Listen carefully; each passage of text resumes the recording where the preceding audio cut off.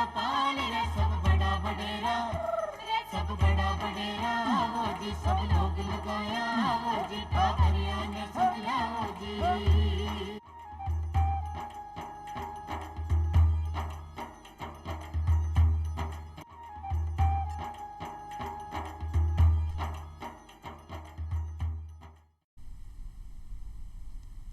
राम राम सा चौपाल देख पाड़ा सगला दर्शक भाई बहनों को बहुत बहुत स्वागत है। दर्शक भाई बहनों, आज भी आप रोज की तरह एक नया विषय अपने साथ लेकर आया हाँ। दर्शक भाई बहनों, आज का जो कार्यक्रम है वो विशेष रूप से अपने बा भाई बहना के लिए है, या कैस कहूँ बा परिवार के लिए है जो गरीबी रेखा से नीचे जीवन यापन कर रहा है, या कैस कहाँ के बीपीएल परिवार से जो ताल्लुक रखा है, बीपीएल परिवार के अंदर आवे। तो बीपीएल परिवार ने आपा मुख्य धारा से जोड़ने के लिए, बाना आर्थिक रूप से सशक्त बनाने के लिए सरकार कई योजना ला रही है, भी योजना पर आप बातचीत करेंगे। और साथ साथ में आक अंतर्गत जगह स्वयं सहायता समूह है, विषय आप महिलावां ने किया सशक्त बना रहे हैं, क्या वे जागरूक हो रही है, ये पर भी आप बातचीत करांगा। और इसलिए आज आपने जो विषय है वो है राष्ट्रीय आजीविका मिशन और स्वयं सहायता समूह। तो ये विषय पर आपने से बातचीत करने के लिए अपने साथ अपने मेहमान हैं। सबसे पहले मैं आपने मिलवाना चाहूँ हनीफ खान जी, आप ब्लॉक कोऑर्डिनेटर हैं राष्ट्रीय पोषण अभियान डेगाना नागौर से। बहुत बहुत स्वागत आपको हनीफ जी। इसके साथ अपना एक मेहमान से और मैं आपने मिलवाऊँ, आप वर्षा गहलोत जी हैं, आप मुख्य प्रशिक्षिका हैं आजीविका के। आपको बहुत बहुत स्वागत है वर्षा जी। तो सबसे पहले आप क्योंकि मिशन की नाम लियो राष्ट्रीय आजीविका मिशन, तो इसके बारे में आप हनीफ जी से सबसे पहले जानना चाहूँगा कि ये मिशन की आपने ज़रूरत कहीं पड़ी। भारत सरकार के ग्रामीण विकास मंत्रालय द्वारा राष्ट्रीय आजीविका मिशन योजना जून 2011 में प्रारंभ की गई, और इसका जो आवश्यकता इसकी जो मुख्य रूप से आवश्यकता है पड़ी कि इसमें जो ग्रामीण जो लोग हैं, गरीब जो लोग हैं, उनको मुख्य धारा से जोड़ना है, और मुख्य धारा से जोड़ के उनको रोजगार के अवसर उपलब्ध कराना, उनकी क्षमतावर्धन करना। इस तरीके से ये योजना जो है एक महत्वपूर्ण योजना है भारत सरकार की, और ग्रामीण विकास मंत्रालय द्वारा ये जो जितने भी गरीब जो परिवार हैं उनको मुख्य धारा से में लाना है और उनको रोजगार के अवसर उपलब्ध कराना है। साथ में उनकी जो क्षमतावर्धन है वो करना है। उसके साथ साथ जो है उनको जो उनकी ज़रूरत है, वित्तीय आवश्यकता है, वो भी जो है सरकार समय समय पे पूरा करना चाहती है। ये एक मुख्य रूप से ये महत्वपूर्ण योजना है, और इसी योजना से जो है जो ग्रामीण में जो लोग गरीब परिवार निवास करते हैं उनको समूह के माध्यम से संगठित करके समूह में उनको सदस्य बनाकर या समूह से जोड़कर उनको जो है इस योजना के दायरे में लाना है। ये एक महत्वपूर्ण योजना है, और इसीलिए इसकी आवश्यकता पड़ी कि ताकि कोई भी जो है गरीब परिवार जो है वो स्वरोजगार के अवसरों से वंचित नहीं रहे, और वो अपने समूह में जुड़कर वो अपना स्वरोजगार के अवसर तलाश करे और स्वरोजगार करे। जी, तो तो बात है कि वो मिशन क्यों आपा चलायो, क्यों ज़रूरत पड़ी। तो इसके साथ साथ क्योंकि हर काम के लिए एक उद्देश्य आपने निर्धारित हो गया, आपा वो काम से आपा वो उद्देश्य आपने पूर्ण होगा। तो आपने ई मिशन के पीछे उद्देश्य कहीं रखा गया है? इसके पीछे यही उद्देश्य रखा गया कि जो मुख्य धारा से कटे हुए जो लोग हैं, मुख्य धारा से नहीं जुड़े, ऐसे गरीब परिवार है जो मुख्य धारा से नहीं जुड़ पाए, उनको मुख्य धारा से जोड़ना है जी। ये इसके पीछे जो है उद्देश्य रखा गया है कि भाई जो रोजगार से नहीं जुड़े हैं उन परिवारों को रोजगार से जोड़ा जाए। ये एक उद्देश्य है इसका मैडम। मैं और कुछ बताना चाहूँगी इसका, जैसे कि और देखना जाए तो महिला सशक्तिकरण और गरीबी उन्मूलन। जो गरीबी उन्मूलन आप देख रहे हैं कि गांव में ज़्यादातर जो पुरुष होते हैं वो पलायन कर जाते हैं रोजगार के अभाव में, तो पीछे जो महिलाएं रह जाती है वो आर्थिक और सामाजिक रूप से पिछड़ी रह जाती है। तो वही महिलाओं को सशक्तिकरण उनका बनाने के लिए और गरीबी हटाने के लिए इसका मुख्य उद्देश्य इससे जोड़ा है। तो आप ये मिशन की राष्ट्रीय आजीविका मिशन की बात कर रहे हैं, साथ साथ आप स्वयं सहायता समूह की भी बात आवे, तो कई भूमिका है मिशन में स्वयं सहायता समूह की और क्या बनाया जावे है? आप देखिए कि स्वयं सहायता समूह जो है अभी 30 लाख से ज़्यादा पूरे देश भर में फैले हुए हैं। 30 लाख से ज़्यादा समूह बन चुके हैं, 2.5 लाख से ज़्यादा पंचायतें, 6,000 से ज़्यादा प्रखंड इससे जुड़े हुए हैं। तो जब इतनी तादाद में अगर इस संख्या में ये लोग जुड़े हुए हैं तो इसके पीछे जो परिवार जुड़े हैं, इन समूह के पीछे जो परिवार जुड़े हैं उनका कितना आर्थिक विकास हो चुका है। और समूह बनाने के लिए जो प्रक्रिया होती है कि इसमें 10 से 15 महिलाओं का समूह बनाया जाता है जी। तो मतलब कम से कम 10 महिला होनी चाहिए? कम से कम 10 महिला और ज़्यादा से ज़्यादा 15 महिला इससे जुड़ी हुई होनी चाहिए। तो और फिर ये सभी मिलकर अपने एक समूह का नाम निश्चित करती है और इनके जो भी डॉक्यूमेंट्स होते हैं जैसे आधार कार्ड हो गया, पहचान पत्र हो गया या राशन कार्ड उस गांव का, ये सभी मिलकर उसमें जमा कराना होता है और इस तरीके से इनका समूह का रजिस्ट्रेशन हो जाता है। अच्छा, तो इनमें कहीं महिला कुछ पढ़ी लिखी होनी ज़रूरी है कि अगर बिल्कुल पढ़ी नहीं है तो भी वे इस समूह से जुड़ सकें? नहीं, जैसे देख लीजिए एक समूह जोड़े ही ग्रामीण इलाकों में जा रहे हैं तो हाँ। ग्रामीण इलाकों में आपको उतनी महिलाएं शायद पढ़ी लिखी नहीं मिलेगी, जी। तो इसमें बाकायदा अनपढ़ महिलाएं भी इसके सदस्य बन सकती है। जी। और आपको देखिए कि इसमें जो अनपढ़ महिलाएं हैं उनको भी इसमें सदस्य बनने के साथ साथ रोजगार के अवसर भी इनको मिल रहे हैं इसमें। जी। तो ऐसा कोई ज़रूरी नहीं है, एक नियम नहीं है कि इसमें इतनी पढ़ी लिखी महिलाएं होनी चाहिए, अनपढ़ महिलाओं के इसमें रोल नहीं है, ऐसा कुछ भी नहीं है क्योंकि गांव से जुड़ी है तो गांव में आपको ज़्यादातर अनपढ़ महिलाएं मिलेगी। तो उन्हीं को तो आगे बढ़ाने के लिए महिला शक्ति यानी ग्रामीण महिलाओं को ही आगे बढ़ाने के लिए ये जो प्रोग्राम ये प्रोजेक्ट जो शुरू हुआ है तो उसका कोई शिक्षा आप यहाँ बेरोजगार का स्वयं सहायता समूह में कम से कम 10 महिला और अधिकतम 15 महिला हो सके, तो स्वयं सहायता समूह आप यहाँ बना रहे हैं। अब आगे संचालन की बात करा कि ना चलाने के लिए संचालन करता कौन कौन हो? इसमें मुख्य रूप से जो है 10 से 15 जो सदस्य होते हैं उन्हीं में से 3 सदस्य जो है अध्यक्ष के रूप में, कोषाध्यक्ष के रूप में, सचिव के रूप में समूह के सदस्य मिलकर चुनते हैं जिन पे उनका विश्वास है, वो ही समूह का संचालन करते हैं। अच्छा जी। तो एक बचत जो करता होगा ये लोग, जी। तो आगे मासिक बचत है जो कि वह कितनी होनी चाहिए और की तरीके से इकट्ठा अपनी बचत न रखे है कहीं काम कर? बचत वैसे तो कोई निश्चित नहीं है, लेकिन समूह के सदस्य अपनी जो मासिक बचत है, अपनी जो आजीविका है उसके अनुसार बचत निर्धारित कर सकते हैं। अच्छा। कम से कम 100 रुपये मासिक अगर बचत करते हैं तो उनका एक जो है अच्छा मतलब कोष एकत्रित हो जाता है, फंड बन जाता है। तो वो 100 रुपये कम से कम करे तो बेहतर होगा, अच्छा होता है 100 रुपये कम से कम बचत करें मासिक रूप से, तो वो कम से कम जो है उनको कम समय में वो जल्दी आर्थिक रूप से आगे बढ़ने में सक्षम होंगे। जी। शुरुआत में जी। तो जैसे कि महिलाओं ने यही सोचा था 20 हाँ, रुपए से शुरुआत 20 रुपए से करते करें। हैं क्योंकि जब नया नया समूह आया था तो इतना मतलब महिलाओं में जागरूकता नहीं थी कि क्या हो सकता है। जी। लेकिन धीरे धीरे जैसे इसको समय इसका बीतता गया तो लोगों मतलब महिलाओं को ऐसा लगा कि ये बचत हमारे ही काम आ रही है, हमारे विकास के लिए ही है। तो 20 रुपए से बढ़ाकर अब कोई समूह है तो 50 रुपए भी कर रहा है, कोई 100 रुपए भी कर रहा है, ऐसा है। वो उनके ऊपर ही डिपेंड करता है, वो ये सभी निर्णय समूह में मिलकर ले लेती है कि अब हमें बचत बढ़ानी चाहिए, मतलब बचत की जो राशि है वो बढ़ानी चाहिए या उतना ही रखने चाहिए। तो जो 10-15 सदस्य जो भी है अगर वो सक्षम है, ऐसा नहीं कि एक दीदी 100 रुपये भरने में सक्षम है दूसरा दीदी नहीं है, तो ऐसा नहीं होता है। सभी दीदियाँ अगर सक्षम है तो ही उनके प्रस्ताव लिखकर वो अपना इस राशि का कम ज़्यादा कर सकती है। जी। तो आपको लेन देन क्या हुआ फिर, मतलब सब ग्रुप का सदस्य है, कोई चीज़ में आगे बैठक होती होगी तो बैठक आगे के हिसाब से करे और फिर क्या लेन देन को काम आपस में बंट? सभी दीदियाँ जो होती है इनमें साप्ताहिक बैठक होती है। अच्छा। तो साप्ताहिक के हिसाब से महीने की 4 बैठक निर्धारित होती है। कोई एक बार ये चुन लेते हैं कि भी अच्छा। मंगलवार को करना है या सोमवार को करना है, तो वो उनका खुद का डिसीजन रहता है कौन से दिन ये रखना चाहती है। तो ये साप्ताहिक बैठक होती है। साप्ताहिक बैठक होते समय सभी सदस्य उसमें उपस्थित होने चाहिए और जो भी उनकी बचत होती है उसके 7 रजिस्टर ये लोग लिखते हैं और उसमें सारा लेखा जोखा लिखते हैं। 7 रजिस्टर जो इसके होते हैं इनको पूरे करने होते हैं। अब कोई दीदी इस बार बचत लाई है, अच्छा। कोई दीदी नहीं भी लाई है तो फिर कैसे पता चलेगा, तो वो उसमें दर्ज हो जाता है। अच्छा। और जैसे कि लोन वगैरह भी लेते हैं तो कौन किस्त लाया है, कौन केवल ब्याज ही जमा करवा रहा है, तो वो सारा भी उसी में बैठक के समय ही दिया जाता है। और बैठक के समय डिसीजन लिया जाता है कौन सी दीदी को लोन दिया जाए, किसको बचत बांटी जाए या नहीं बांटी जाए, तो ये सभी साप्ताहिक बैठक में होता है। और कोरोना काल के समय हो गया था कि साप्ताहिक बैठक मुनासिब नहीं थी, जी। तो उस समय मासिक बैठक का प्रावधान लिया गया था। महीने में एक बैठक ली जाती थी, आप समय को देखते हुए जी, जी। उस समय निश्चित नहीं फैसली। वैसे मैं इसमें यही जोड़ना चाहूँगा कि समूह की जो बैठक है मासिक रूप से एक बार तो होनी होनी चाहिए ही चाहिए। जी। कम से कम, जी। तभी वो समूह आगे चल पाएगा। और आवश्यकता होने पर वो महीने में 2 बार भी रख सकते हैं, साप्ताहिक भी रख सकते हैं, ये उनके ऊपर है। और बचत भी उनके ऊपर ही है कि वो उनकी कितनी आमद है और कितना वो बचत कर सकते हैं, ये उनके ऊपर तय है। कहीं कहीं किसी तरीके से उन पर कोई प्रतिबंध नहीं है कि आप जो है इतनी बचत करें, वो उनकी स्वेच्छा के ऊपर निर्भर करती है कि भाई उनको जो है इतनी बचत करनी है। जी। हनीफ जी एक आप और जानना चाहूँगा कि आप क्योंकि रोजगार के लिए सब काम कर रहे हैं जी। कि बाने रोजगार उपलब्ध हो सके, जी। तो रोजगार की जो गतिविधियाँ हैं कौन कौन सी के अंदर में कर सके आपने रोजगार संबंधित गतिविधियाँ? गतिविधि में वो जो आय आधारित गतिविधियां हैं वो कर सकती हैं, जिससे उनको लाभ हो, सीधा लाभ हो, जैसे मासिक रूप से उनको कुछ आमद का हिस्सा मिलने लग जाए।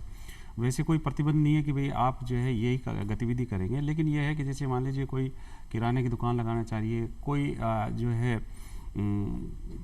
सब्जी सिलाई की है, सब्जी की दुकान लगाना चाह रही है, कोई आटा चक्की लगाना चाह रही है, कोई पापड़ बनाना चाह रही है, तो ये जो आय आधारित गतिविधियां हैं जिनसे आमद होती है उनको और बचत हो सकती है, वो कर सकते हैं। और उसमें ये कोई बाध्यता नहीं है कि भाई आपको जो है ये गतिविधि ही करनी पड़ेगी, ऐसा कुछ नहीं है। वो उनकी स्थानीय ज़रूरत के हिसाब से वो कर सकती है। जी, अगर रोजगार के मुकाबले देखा जाए तो उसी के अनुसार अभी इसमें ये निश्चित कर दिया गया है कि कृषि पालन और पशुपालन से संबंधित ना हो, क्योंकि अगर रोजगार में क्या होता है, पैसा आपने उसमें लगाया है तो वापस पैसा आपको प्राप्त हो जाता है। तो इसमें आप 500 रुपये से लेकर 50,000 तक का भी कोई उद्योग, कोई रोजगार शुरू कर सकते हैं। जैसा कि सर ने बताया है, सही बात है कि मुंगेरी पापड़ जो पहले शुरुआत गृह उद्योग से शुरू हुआ था, इस पे मतलब छोटा छोटा कोई उद्योग धंधा जो घर से आपने बहना शुरू कर सके, शुरुआत वहाँ से हुई थी, लेकिन अब इसमें ग्रोथ हो गया है। अब इसमें आप लोग देखिए कि दीदी लोग मिलकर दूध की डेयरी शुरू कर रही है, कैफे शुरू कर रही है, छोटा सा ढाबा शुरू कर रही है जिसको नाम भी दिया जा रहा है दीदी की रसोई, दीदी का ढाबा, ऐसा कैफे।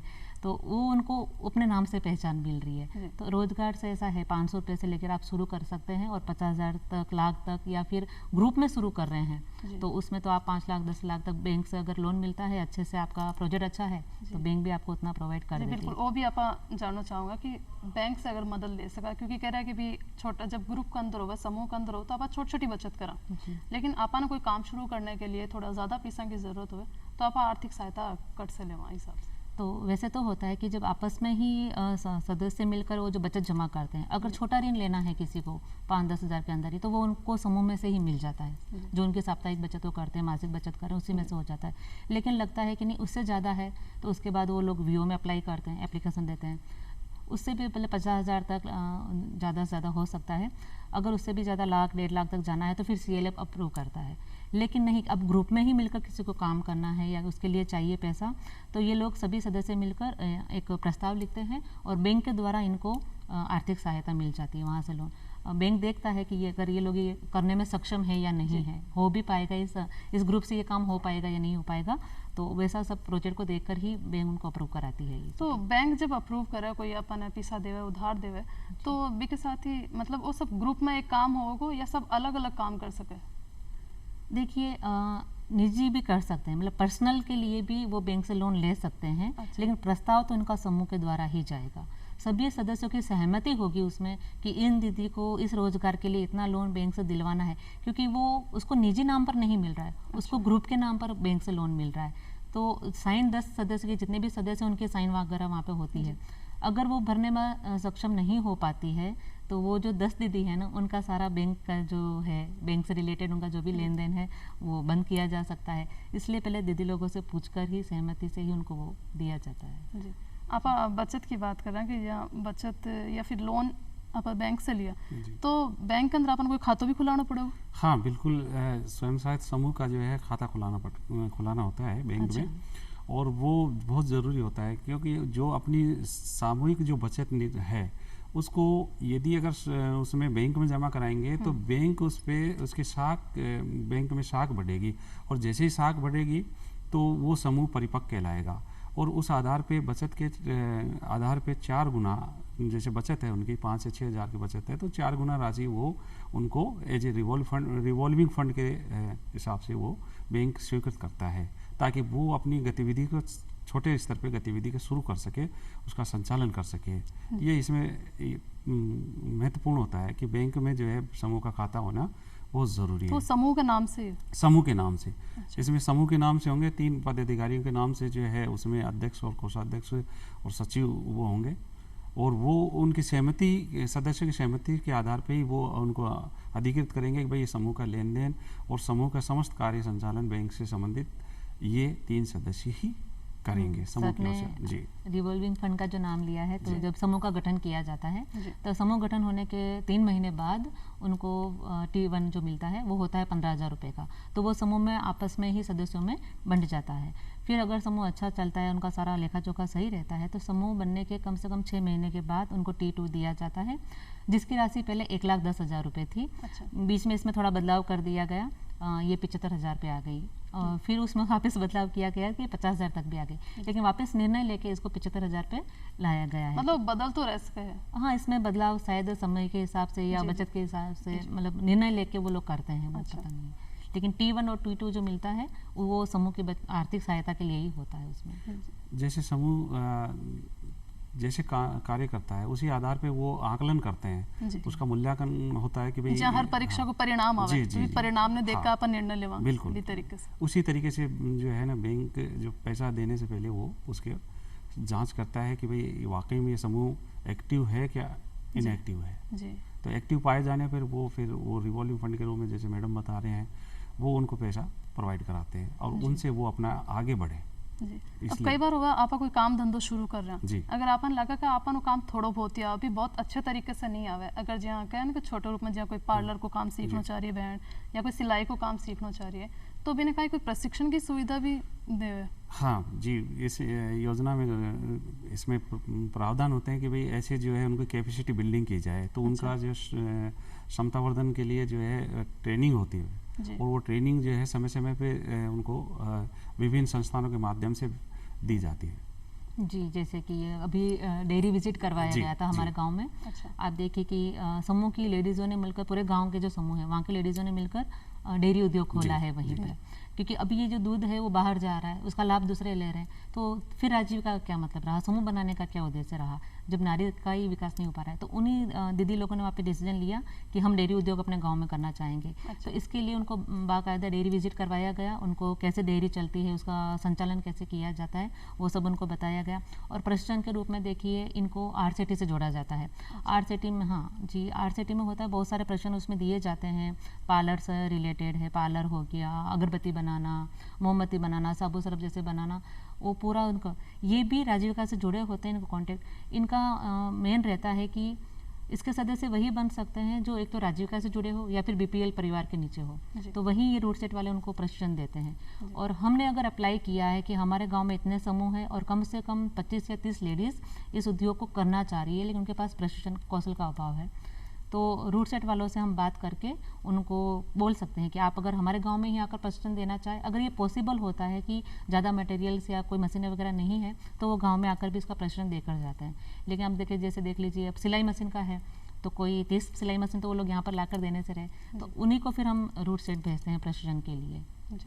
वहाँ इनके प्रशिक्षण के लिए सभी तरह की व्यवस्थाएं होती हैं। अच्छा। ये जिस तरीके से इच्छुक हैं कि भाई हम सिलाई करना चाहते हैं, तो सिलाई का इनको प्रशिक्षण दिया जाता है। अगरबत्ती, मोमबत्ती और ये पापड़, इनके सबकी वहाँ एक समुचित तो व्यवस्था होती है। प्रशिक्षण गांव के अंदर ही या बाहर जाकर? देखिए, पहले तो ये देखा जाता है कि भाई ये वहाँ सुविधा है कि नहीं है। अच्छा। जैसे गवर्नमेंट के कोई इंस्टीट्यूट है या कोई ऐसे संस्थान है जहाँ गवर्नमेंट ने उसको अप्रूव कर रखा है, तो वहाँ पे कोशिश होती है कि भाई सब महिलाओं को वहाँ पे जो है बुलाया जाए, उनको प्रशिक्षित किया जाए, उनको वहाँ ट्रेनिंग दी जाए। यदि रेयर केस में किसी ऐसा होता है कि भाई नहीं है व्यवस्था, तो फिर वहाँ मास्टर ट्रेनर्स वगैरह जाके वहाँ गाँव में उनको ट्रेनिंग की ट्रेनिंग व्यवस्था देते हैं, क्लस्टर लेवल पे हो जी। सकता है, डिस्ट्रिक्ट लेवल पे हो सकता है। अच्छा। जी। तो एक वो आप एक नाम सुना FNHW, तो वो काई है और इन्हें जोड़ने की क्या ज़रूरत पड़ी? ये अभी आप देखिए कि समूह बनाए गए थे कि महिलाएं बचत कर सके जी। और उनका आर्थिक विकास हो, लेकिन जो महिलाएं हैं लोन ले रही है, तो उस पर जो ज़्यादा विषय निकल के आए हैं ज़्यादातर बीमारी के लिए। तो महिलाएं बचत करने के प्रति तो जागरूक हो गई है, पर उसको बचाना कैसे है, उसका सही उपयोग कैसे कर सकते हैं। तो FNHW का फुल फॉर्म है भोजन, पोषण, स्वास्थ्य और स्वच्छता। जी। गांव की महिलाएं अभी इस टॉपिक को लेकर ज़्यादा जागरूक नहीं है जी। जी, वो खुद के स्वास्थ्य पे ध्यान नहीं दे रही है। भोजन में कितने प्रकार के आहार शामिल होने चाहिए, अगर गर्भावस्था के दौरान कौन से भोजन उनको लेने चाहिए, ये जो कैल्शियम और आयरन की गोलियां उनको जो लेनी चाहिए वो उनके लिए क्यों ज़रूरी है, वो सब उनको नहीं मिल पाता है। तो वही करके अब उनको यही जागरूक करवाया जा रहा है इसके अंतर्गत कि कैल्शियम की गोली आपके क्या काम आएगी, मतलब क्या फ़ायदा करेगी, आयरन की गोलियां हैं तो आपको ताकत देगी गर्भावस्था के दौरान। फिर रहता है इसमें कि स्वास्थ्य से संबंधित, अगर अच्छा आहार आप ले रहे हैं तो फिर कोई तो रोग आपके होने से रहा, तो वही पैसा बचेगा जो आप लोग बीमारी में पैसा लगा रहे हैं, उस पैसे की बचत होगी। बिल्कुल। तो पूरा स्वच्छता के प्रति भी इस प्रोजेक्ट के द्वारा उनको जागरूक करवाया जा रहा है कि स्वच्छता रहेगी तो आपको कोई रोग नहीं लगेगा। और जैसे आंगनबाड़ी में जो सुविधाएं दी जा रही है कि आपको ये मातृत्व कार्ड बनाइए, ममता कार्ड बनाइए, और जो पोषाहार मिल रहा है उसको लीजिए, जो दवाएं टीकाकरण वगैरह दिया जा रहा है। अभी आप देखिए कि गांव की जो महिलाएं हैं तो गर्भावस्था के दौरान दिए जाने वाले टीकाकरण को भी वो उपयोग में नहीं लेती है और अपने बच्चों को भी टीकाकरण से मतलब बचाती है कि नहीं बीमार हो जाते हैं, ऐसा मतलब गठान हो जाती है, तो डरती है। अभी तक भी उनमें अंधविश्वास है या डर है उसके प्रति।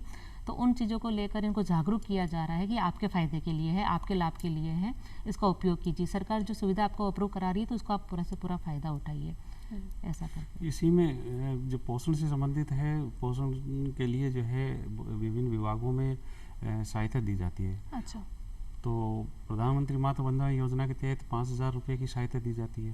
अच्छा। तो उस महिला के लिए स्वास्थ्य की देखरेख के लिए, ताकि वो उसको जो है किसी तरीके की कोई तकलीफ नहीं हो और जो वो मजदूरी जाती है उसकी भरपाई हो सके। तो 3 किस्तों में जो है 5,000 रुपये की सहायता दी जाती है पोषण के लिए उसको, ताकि उसकी देखभाल हो, उसके स्वास्थ्य की जांच हो, टीकाकरण समय पे हो, डिलीवरी में यदि उसको दिक्कत है तो वो दिक्कत ना आए, परिवार वालों को जागरूक किया जाता है। इस तरह का ये एक अभियान के रूप में चल रहे हैं और इसमें सभी राज्य के विभाग अपने अपने स्तरों पे इसमें जो है पोषण पे, स्वास्थ्य पे, इन पे भी काम कर रहे हैं। इस पे महिलाओं के ग्रुप के साथ साथ किशोरियों का ग्रुप भी बनाया जा रहा है। किशोर और किशोरियों का भी ग्रुप बनाया जा रहा है, उनको भी जागरूक किया जा रहा है इस चीज़ को लेकर, क्योंकि वो जागरूक होंगे तो अपने परिवार को जागरूक कर सकते हैं। हाँ। इसके लिए उनका अलग से एक ग्रुप भी बनाया जा रहा है। तो मतलब आपा ने बीमारियां से ध्यान हटाना है, क्योंकि बीमारियां पे अगर बीमारियां पे आप लगे रहेंगे तो रोजगार का आप ध्यान को नहीं पावांगा, क्योंकि सारी आपने जो बच्चा था बीमारियां पे जा रही है। तो बीमारियां नहीं होवे, आप से बच सकावांगे। जानकारी अगर आपने भाई बहना ना होवेगी तो बस स्वस्थ भी रहेगा, स्वच्छता को ध्यान रखेगा तो स्वस्थ रहेगा और आपका ध्यान है वो अपने रोजगार की तरफ पर लगा सकेगा।